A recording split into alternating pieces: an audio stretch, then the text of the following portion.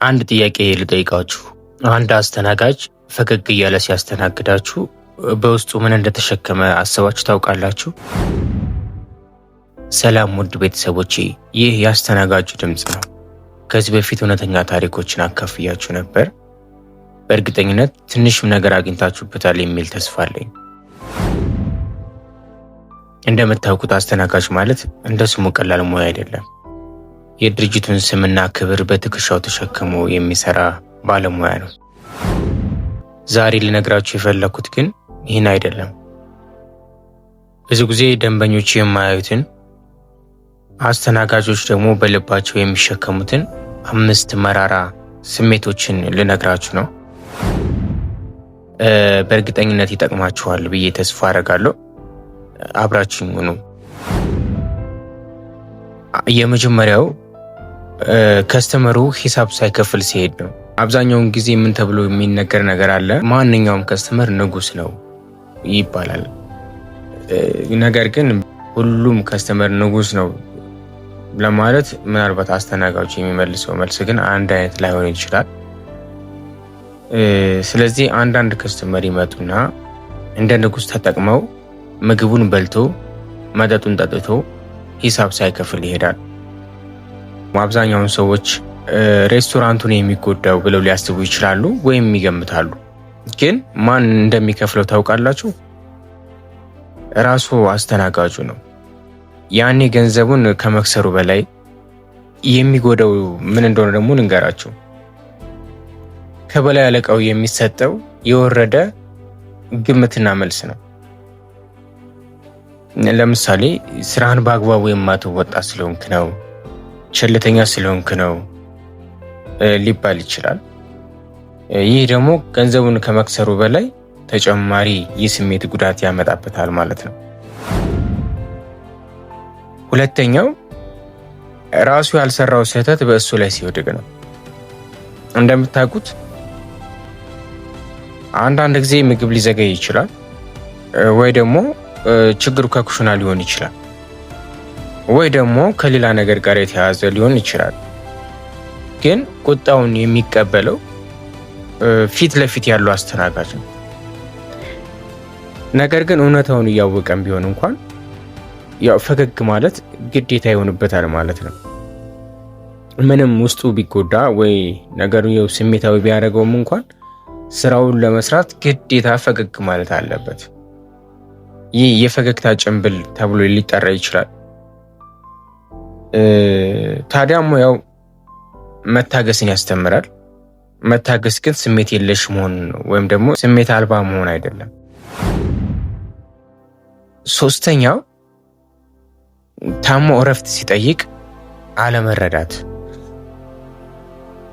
አንዳንድ ጊዜ ከፊት ለፊት የቆመው ዩኒፎርም ብቻ ወይም ደግሞ የድርጅቱ ሎጎ ብቻ ሳይሆን ከጀርባው ሰው እንደቆመ አለማሰብ ትንሽ ይከብዳል። አስተናጋጁ ሰው ነው። አንዳንድ ቀን ሰውነቱ አልችል ሊል ይችላል፣ ወይ ይታመማል፣ ወይ ይደክማል። ግን አብዛኛውን ለምሳሌ በድርጅት ውስጥ ስራ ቢበዛ፣ የስራ ፍሰቱ ቢጨምር፣ ድንገት ባልታሰበ ሁኔታ ገበያ ቢፈጠር የሰው እጥረት አለ፣ ግባ የሚባልበት ጊዜ አለ። ያኔ የምትመርጠው ጤንነትህን ነው ወይንስ ስራህን ብትባል ምን ትላለህ? ያው ለአስተናጋጁ ግን ምንም አይነት ምርጫ የለውም ማለት ነው። ጤንነቱን ሰውቶ ወደ ስራ እንዲገባ ይደረጋል። ጥሩ የስራ ቦታ ሰራተኞችን እንደ ሰው ያያል እንጂ እንደ ቁጥር አይደለም። አራተኛው በዓልን ከቤተሰብ ተለይቶ በስራ ማሳለፍ ነው። ይህ ለብዙዎችን የሚሰማቸው በውስጣቸው ብዙ ነገር እንዲሰማቸው ከሚያደርገው ነገር ውስጥ አንዱ የአስተናጋጅነት ህይወት ከባዱ ነገር ይሄ ነው። ምናልባት ቀላል ሊመስል ይችላል፣ ወደፊት ያለውን ግን በሌላ ጊዜ ተጽዕኖ ማንሳት እንችላለን። ሰዎች በበዓል ጊዜ ተጠራርተው ወደ አንድ ቤት ተሰብስቦ በዓላትን በደመቀ ሁኔታ ሲያከብር አስተናጋጁ ግን እንዴት ነው የሚያሳልፈው የሚለውን ነገር እናየዋለን ማለት ነው። በዓል ሲደርስ አብዛኛው ሰው ተጠራርቶ ሁሉም ከቤተሰብ ጋር ያሳልፋል ብለናል። አስተናጋጁ ግን የሌሎችን በዓል እያሳመረ ያሳልፋል ማለት ነው። ምናልባት ቤተሰቦቹ ሊደውሉም ይችላሉ። እርሱ ግን ስልኩን እንኳን ማንሳት የማይችልበት ጊዜ አለ። ሌሎቹ የሚያከብሩትን በዓል እሱ ሲያስተናግድ ያሳልፋል ማለት ነው። ይህ ምናልባት ወደፊት ከሶሻል ላይፍ እያራቀ ወይም ደግሞ የሶሻል ላይፍን እያሳሳ የሚመጣ ጉዳይ ነው። ብዙ ሰዎች ከስንት አንዴ በሚገናኙበት ሰዓት እሱ በስራ ማሳለፉ ከሶሻል ላይፍ እንዲርቅ ወይም ደግሞ የበዓላቶች የሶሻል ላይፍ ግንኙነት ሁሉ ትርጉም አልባ ወይም ደግሞ ሴንስ የለሽ እንዲሆን ያደርጋል ማለት ነው።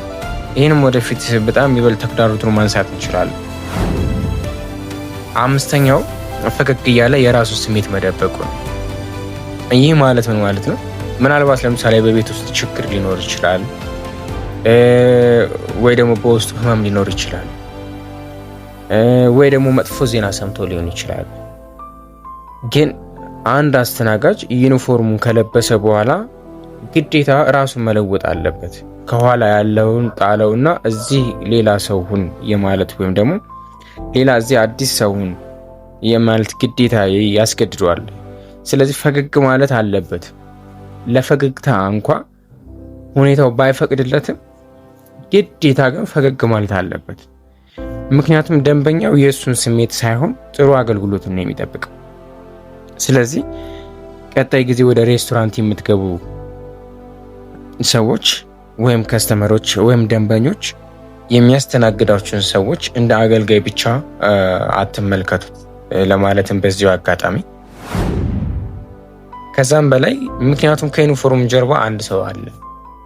ከዩኒፎርም ጀርባ አንድ ሰው አለ፣ ህልም አለ፣ ቤተሰብ አለ፣ ስሜት አለ፣ ትግል አለ። ይህ ያስተናጋጁ ድምፅ ነው። በመስተንግዶ ወይም በሆስፒታሊቲ ዓለም ውስጥ እውነተኛ ታሪኮችን፣ ጣፋጭና መራራ ስሜቶችን የሚያጋራ ቻናል ነው።